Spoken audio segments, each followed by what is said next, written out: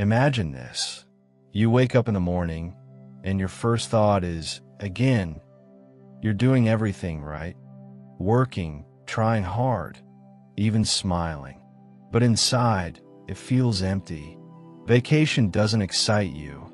Netflix doesn't distract you. And by the evening, you're just drained. The scariest part? You start blaming yourself. Maybe I'm just weak. But what if it's not weakness? Carl Jung called this state a rebellion of the soul. When your true self can no longer endure the race. And burnout, it's your soul's way of shouting, stop. This is not the life we're meant to live. The good news, this crisis is the beginning of a journey toward your true self. And today, we'll explore how to go through it. Let me introduce you to Alex. He's 35. He has a good job in IT, a mortgage, a family. From the outside, everything seems fine.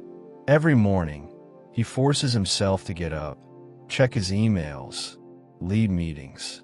In the evening, he watches a show with a blank stare and falls asleep thinking, tomorrow I need to try even harder.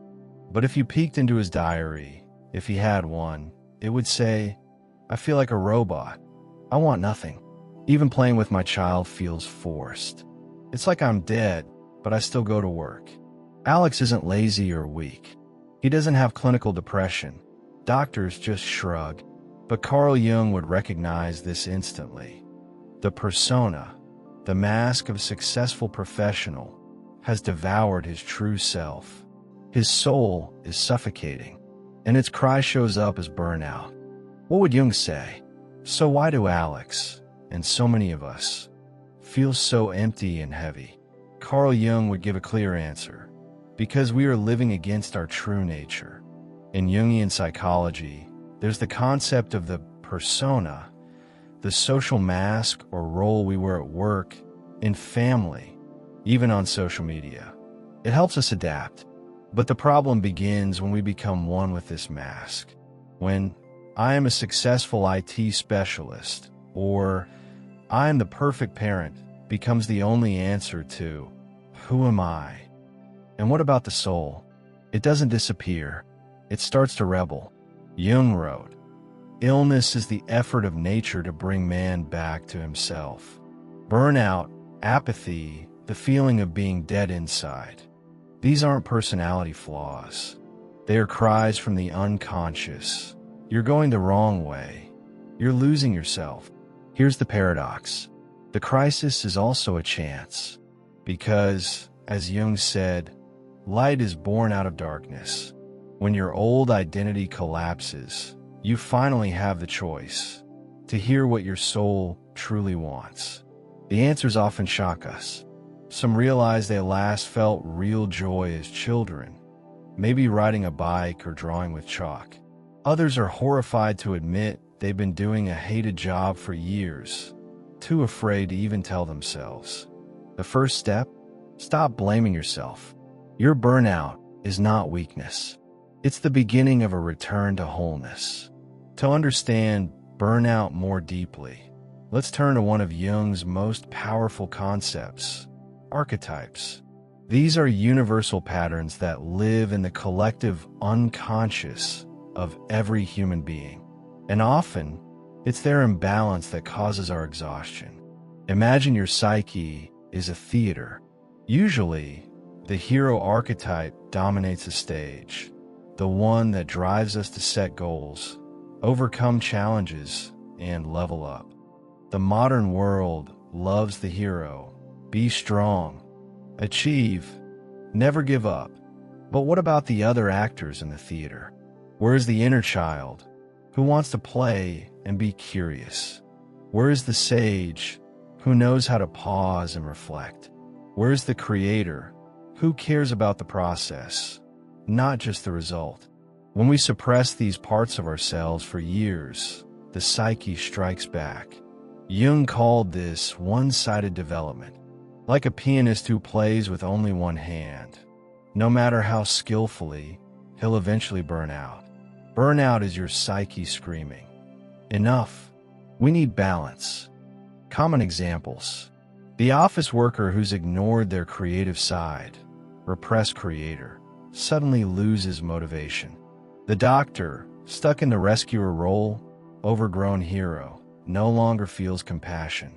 The parent who dissolved completely in the caregiver role forgets who they are outside of it. Jung also warned about the danger of the shadow, the archetypes we deny in ourselves. For example, a person proud of their independence, hero, may deeply shame their need for care, child. But the shadow doesn't disappear. It shows up as irritability, cynicism, or that feeling of emptiness. How spot it? Look at your dreams. A tired hero often dreams of abandoned houses, forgotten parts of the psyche, chases, running from oneself, broken tools, lost abilities. What to do? Jung proposed archetypal hygiene. 1. Identify your dominant archetype. Ask, who do I force myself to be? 2. Discover the suppressed parts. Ask, what did I love in childhood? What have I given up now? 3. Give them space. Even 20 minutes a day. Draw creator.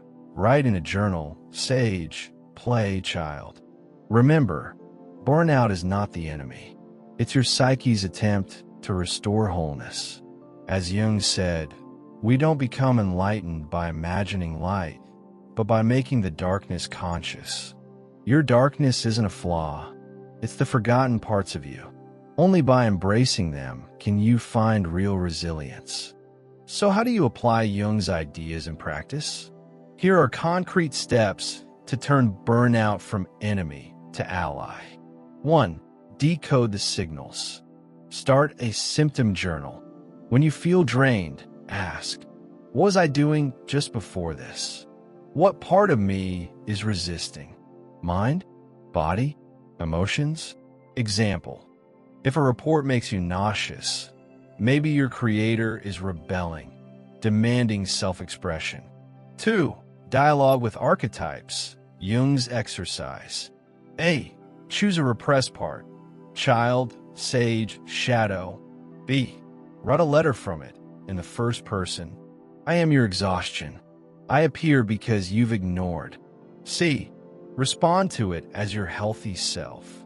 This dialogue often brings insights. 3. The forbidden pleasure. Spend 15 minutes a day on something useless but enjoyable. Sculpting with clay. Watching old cartoons. Hanging from a pull-up bar. Jung called this feeding the psyche. Reconnecting with forgotten parts of yourself. 4. Dreams as compass. Before sleep, ask, what do I need to understand? Write down even fragments. Look for abandoned places, suppressed talents. Aggressors, your fears. Unknown helpers, resourceful archetypes. 5. The little death ritual for the bold. Once a month, consciously kill off your social role. Delete work apps for the weekend. Wear clothes where no one will recognize you. Wander aimlessly around the city. This helps dissolve false identity. Important, don't try to do it all at once. Burnout took years to build. Recovery takes time. As Jung said, a tree doesn't grow faster if you pull it from the top. Start with one step. In a week, you'll start to feel life's taste and color return. We started this conversation with an important idea. Burnout is not weakness. Now you know, it's your soul crying out for wholeness. Jung wrote, we cannot heal what we do not understand. Perhaps your psyche is speaking honestly to you for the first time in years. Not through psychology textbooks, but through exhaustion, through that feeling of I can't anymore. And that is your chance. But know this, the path to your true self doesn't require drastic action. You don't have to quit your job or start a revolution. Jung taught, real change begins with the small, with those 15 minutes a day where you allow yourself to be useless, inefficient, simply alive. The shadow becomes smaller when it is illuminated by the light of consciousness. That is your compass. Every time you notice, I actually don't like this, or I've dreamed of this for years, you take a step out of the shadow of burnout and into the light of your true life. Now I want to hand it over to you. Have you ever felt this split between should and want? Have you noticed which archetypes in you are suppressed? Share in the comments. Your story might help someone else. And if this conversation helped you, subscribe. We'll keep exploring how Jung's philosophy helps us find